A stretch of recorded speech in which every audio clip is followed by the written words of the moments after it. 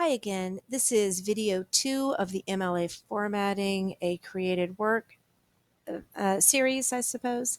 This is the Karen Smith Romeo and Juliet essay. The last video focused on how to take all of the information in the paper proper and put it in beautiful MLA formatting. And now we're going to try to do the same thing with this messy Works Cited page. This Works Cited page was drawn from copying and pasting Works Cited entries into here. This one came from the Literature Resource Center, which is one of the databases on the Lehman High School database library website.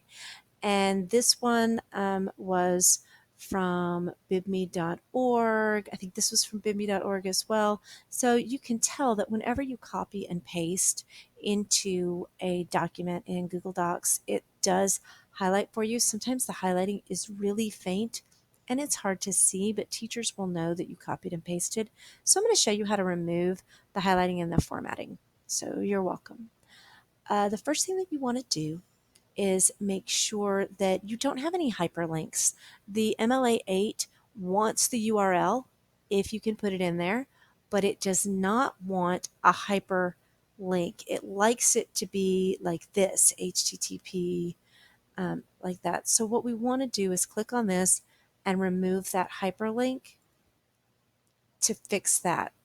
I think it's okay if it's www. They just want all of the text to be the standard black. The other thing that is important to know is what we're going to do is remove the formatting from each of these individual entries. When we do that, it's going to remove some stuff that we don't want to remove. Mostly that's the italics. So before you go and remove any formatting, you want to double check what's italicized because you're going to have to come back and do that manually.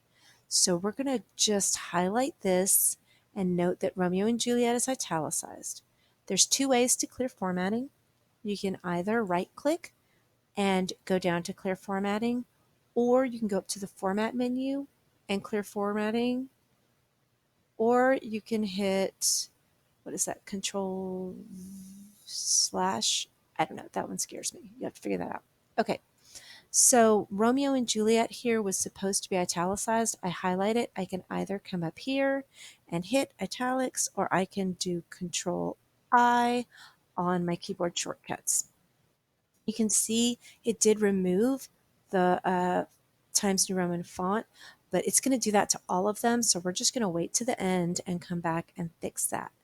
This one has Romeo and Juliet, Shakespearean Criticism, Literature Resource Center, and Shakespeare Studies, all italicized. So I need to make sure that I come back and do that. So Romeo and Juliet, Shakespearean Criticism, Literature Resource Center, and Shakespeare Studies. This one, it has Shakespeare Newsletter and Literature Resource Center, but here, for some reason, they don't italicize the name of the play. We, of course, know that the name of a play or a book is always going to be put into italics.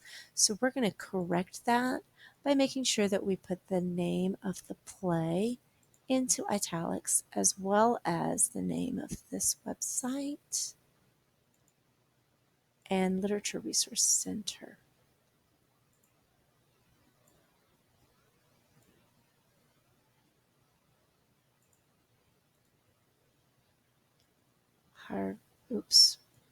Harvard Review,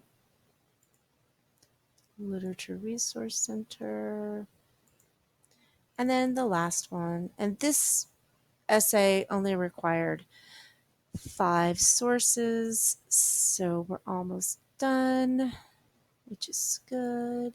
The only thing highlighted in this was Renaissance Literature, Arts, and Humanities, which was the title of the website. Okay, the next thing I'm going to do before I change my formatting anymore is put these in the correct order. The correct order for works cited entries in MLA is alphabetically by the first word of the, what am I trying to say? The first word of the entry. So the one that's the first in the alphabet would be B. So I'm going to cut this And I'm going to paste this up here. And then I'm going to do the Chang one. And then I'm going to do De La Hoyd. And then I'm going to come do LeMay.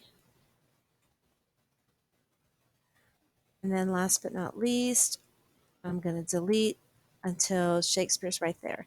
Now, all of them are in the correct order, but they're not in the right font, they're not double spaced, and there's no hanging indent. So you're going to select all of this and put it in the correct font, which we know is Times New Roman 12 point. Then, while it's all still highlighted, we're going to come over here and we're going to click on line spacing and go to double space. Once all of this is double spaced, the only thing that we have left to do is our hanging indent, which every line except for the first line of each entry is going to have to be moved over to be at a 1/2 inch in. There are two ways to do this. It's a personal preference for the most part. So I'm going to show you the way that I like to do it first, and then I'll show you the way that the librarian at another school showed me how to do this. So the first thing that you're going to want to do is put your cursor next to the first word of the second line. Right now, because we copied and pasted this, the document thinks this is all one big unit.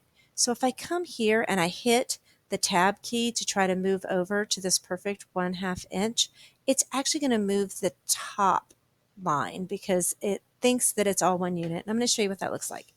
So that's not what we want to do. So I'm going to hit backspace.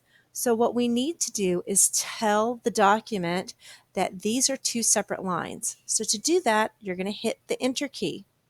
After you hit the enter key, you can tab, and then that will tab in and it'll be at that perfect spot. The next thing that we need to do is tab this one. If I come here and when I hit the tab key, you're going to see this is going to move with it. That's okay. We can fix it. So I'm going to tab this, and then this moved in. All I have to do is hit the backspace. The other problem that is one of the changes between MLA 7 and MLA 8 is MLA 8 does not want the URL to be all on one line and leave so much space here. So this is going to require you to actually play with your spacing a little bit and try to figure out where to break up the link. You break up the link after one of these forward slashes by putting your cursor there and then hitting the space bar. When I hit the space bar, this should go up here. Let's see if it works. Okay. I already kind of played with this a little bit to find that that was the spot. But now this is blue, so I have to come and left click on it and then remove it. Now this entry is perfect. We're going to have to do this with every entry.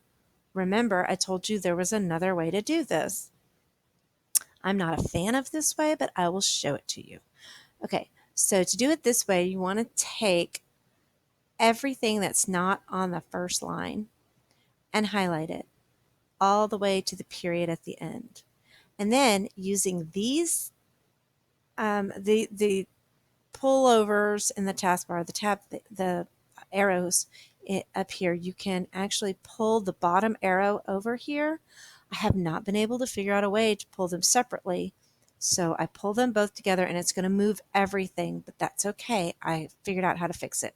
So you're going to slide that over. It's going to move everything. Then I just come and pull the top one and move that back, and that top line should move back. This one is okay with the URL because this is so close to the end. So now I'm just going to do it with all of the rest of them. I'm going to do the enter, tab, backspace, enter, tab, and I think I figured out this one. It was right here, two, and then tab and backspace, and come up here and remove, and then this one, enter, tab, and